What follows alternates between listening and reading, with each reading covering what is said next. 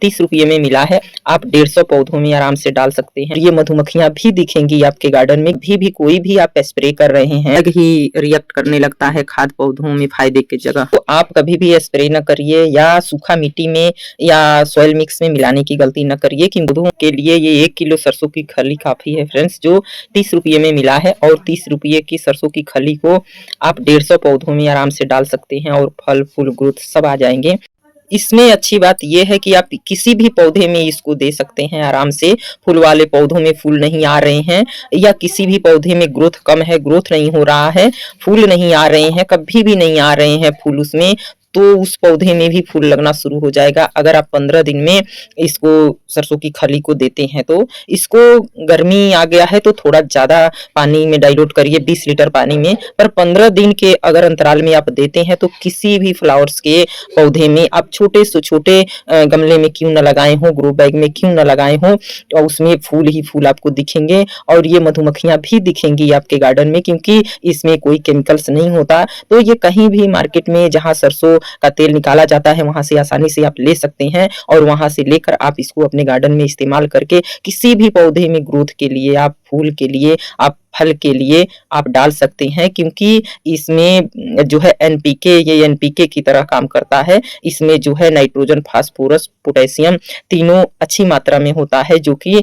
ये अगर 15 दिन पे यूज किया जाए अपने पौधों में तो देखेंगे कि हमारा सूखा हुआ जो है ये जिसमें ये मूली लगा हुआ है, इसमें हमारा माल्टा का पौधा है जो कि सूख चुका था, और ये देखेंगे किस तरह से अब फिर नई पत्तियां, नई डालियां इसमें आ रही हैं और इसी में ये हमारा मूली भी लगा हुआ है। तो इस तरह से आप कोई किसी भी पौधे में डालकर इसको सही मात्रा में आप 1 लीटर में 100 ग्राम डालना चाहिए। एक लीटर पानी में 100 ग्राम भिगोना चाहिए। पर आप 1 मुट्ठा कस के अगर ले लेते हैं तो वो 100 ग्राम से ज्यादा ही हो जाता है। तो इस तरह से 1 लीटर पानी में 1 मुट्ठी आप भिगो दीजिए उसमें, और अभी गर्मी है तो 4 दिन बाद उसको जो है 20 लीटर पानी, 15 लीटर पानी में आप उसको डाइल्यूट कर लीजिए और सारे पौधों में अपने दे दीजिए, और इस तरह से ग्रोथ आ जाएंगे और फल फूल तो आ ही जाएंगे। तो इस तरह से किसी भी पौधे में अगर फल फूल चाहिए, ग्रोथ चाहिए, अभी गर्मियों में ग्रोथ के लिए बहुत, क्योंकि गर्मियों में पौधे झुलस जाते हैं, तो इस खाद को आप पानी में डाइल्यूट करके, ज्यादा से ज्यादा पानी में डाइल्यूट करके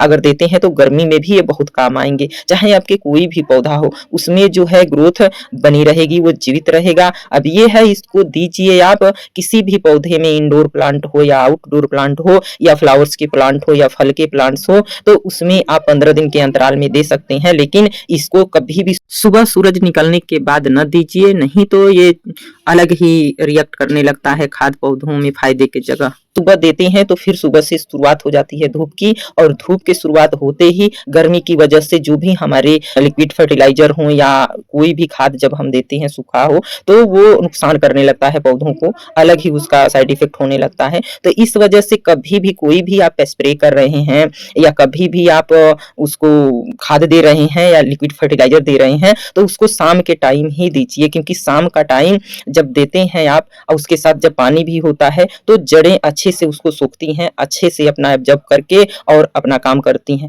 इस सरसों के खली को आप कभी भी स्प्रे न करिए या सूखा मिट्टी में या सॉइल मिक्स में मिलाने की गलती न करिए, क्योंकि उससे वो डायरेक्ट देने से कई बार पौधों में फंगस और कीड़े लगने के भी डर रहते हैं और जड़ों को जलाकर नुकसान भी पहुंचा सकता है ये। अगर लिक्विड नहीं दे पा रहे हैं तो इसका बहुत महीन पाउडर बना लीजिए और पाउडर बनाकर तब मिट्टी में अच्छे से मिला दीजिए।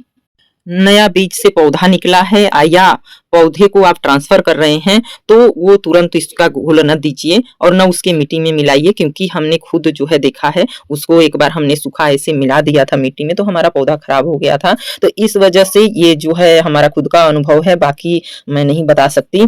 और आप नए पौधे जब ट्रांसफर कर रहे हैं उसमें तो बिल्कुल न दीजिए इसको। जब मिट्टी में रूट अच्छे से पकड़ ले उसके बाद ही इसके घोल को या सूखा पाउडर आप दे सकते हैं।